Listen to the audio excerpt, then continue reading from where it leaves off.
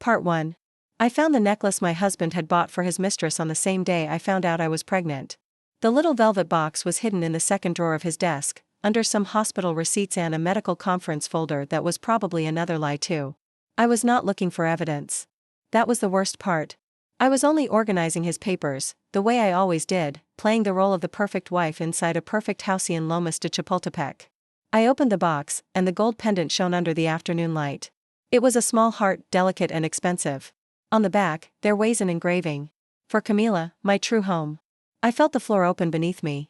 I did not scream. I did not cry right away. I just stared at those words as if they were a medical diagnosis, clear, cold, irreversible. My phone vibrated on the desk. It was Damian. A surgery got complicated. Do not wait up for me, the same message as always.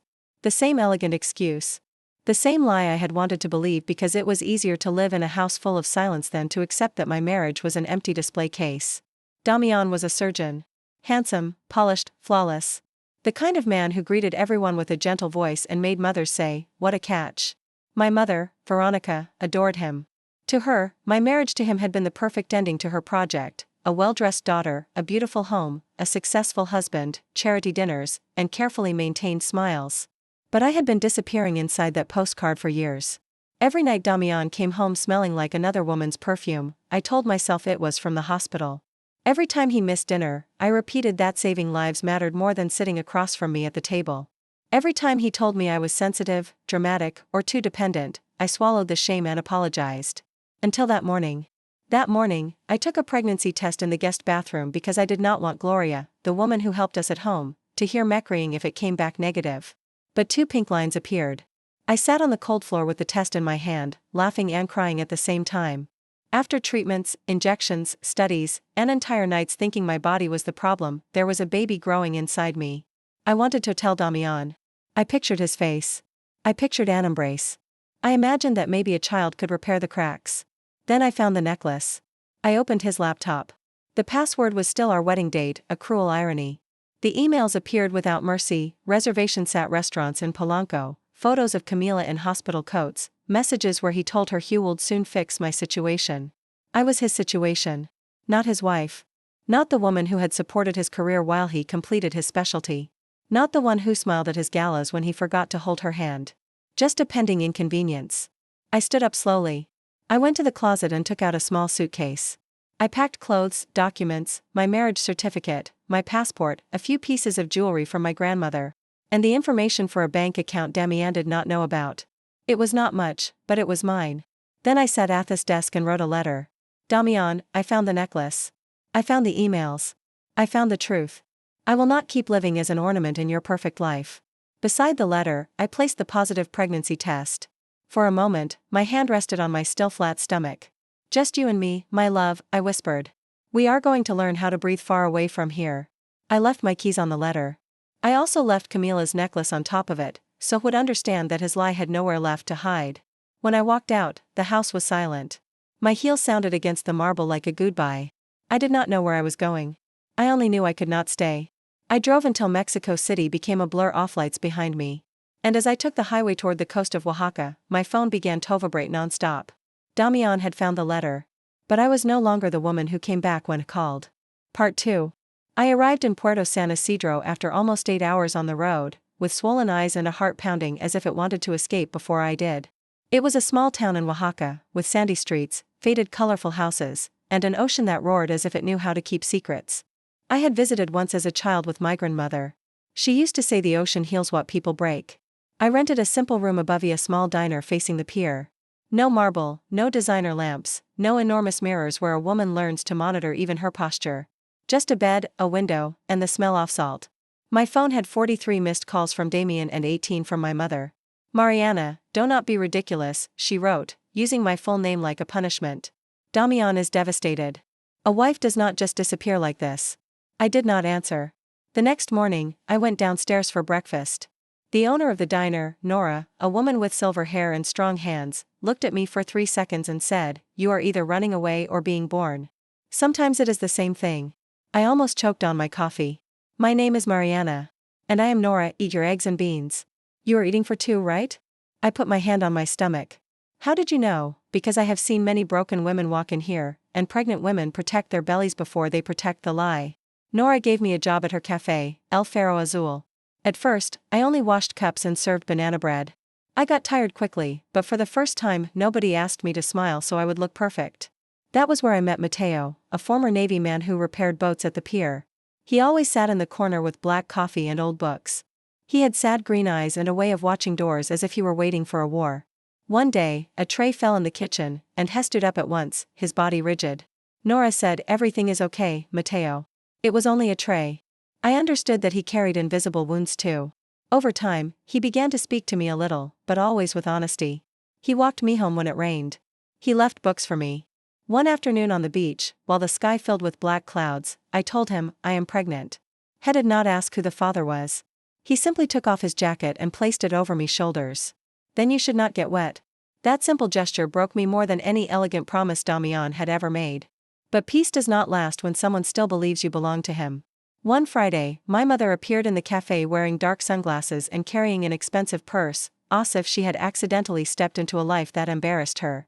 "Mariana, enough of this performance. Damian is suffering. You are coming back with me." "No." Her gaze dropped to my stomach, already visible. "You are pregnant? And you did not tell him? He does not deserve to use my daughter to lock me up again." My mother pressed her lips together. "Marriage is not a fairy tale, sometimes an intelligent woman looks the other way." Then Nora came out from behind the counter. "Around here, we do not force any woman to go back to the place where they dimmed her light. My mother scoffed. "And who are these people supposed to be?" I looked at Nora, at Mateo sitting at his table, and at the fishermen who had lowered their voices to listen. "My family. The one that actually sees me." My mother left, swearing Damian would come. And that night, when my phone received a message from him saying, "I know where you are. We will talk tomorrow," I knew the real confrontation had only just begun. Part 3. Damian arrived the next day in a black SUV, wearing a white shirt, an expensive watch, and the face of the respected doctor he had used so many times to make me doubt myself. He entered the cafe as if he owned the place. Nora pretended to clean the counter. Mateo Weiss at his table, calm, but with his back ready. "Mariana," Damian said. "Enough. We are going home." "I do not have a home with you." His eyes dropped to my stomach. The mask cracked. "You are pregnant." "Yes. It is a girl." "And you hid it from me?" I let out a bitter laugh. "You hid Camila from me. So we are even, except mine was to protect a life, and yours was to destroy a marriage." He stepped closer, lowering his voice. "You are hormonal. Confused. Your mother is right. This is a crisis. Come back to Mexico City, and we will fix it." The old Mariana would have trembled. The one who measured every word so she would not upset him. But that woman had stayed behind in Lomas de Chapultepec, beside a letter and a necklace. "I am not confused. I am awake. Are you going to raise my daughter while serving coffee in some forgotten town? I would rather serve coffee in peace than live like decoration in a mansion full of lies." Damian looked at Mateo with contempt. "And who is this? Your new savior?" Mateo closed his book. "She does not need a savior. She only needs witnesses." Damian lost control. He grabbed my arm. "This ends now. Do not touch me." My voice came out so strong that everyone in the cafe went still. Nora already had her phone in her hand, ready to call the police. I pulled myself free. "I am filing for divorce. I have copies of your emails, the reservations, the payments to Camila, and the messages where you call me a pending inconvenience. If you try to declare me unstable or take mid-order from me, all of it goes to the hospital, your partners, and the medical board." For the first time, Damian looked afraid. "You would not do that." "I already started." I took a copy of the petition from my bag, prepared by the attorney I had found in Oaxaca. Nora knew a lawyer in Yucatan who, as she put it, had sharper teeth than a shark. Damian took the papers with a stiff hand. "You are going to regret this." "No. I regret taking this long." He left without shouting. That was worse for him. Men like Damien need an audience. And in that cafe, nobody wanted to applaud him. The divorce was hard, but quick. When Camila realized there would be no house, no clean image, and no silent wife to carry the blame, she disappeared from the hospital and from his life. My mother stopped calling me for months. Later, she sent a cold card when my daughter was born. I did not reply. Renata Luz was born one June dawn, while the sea struck the rocks and Nora held my hand. Mateo paced outside the hospital like a soldier waiting for orders. When the nurse allowed him in, he saw my little girl, and his eyes filled with tears. "She is strong," he said. "Like her mother," Nora replied. I did not give Renata Damian's last name as her first surname. That was one more legal battle, but I won.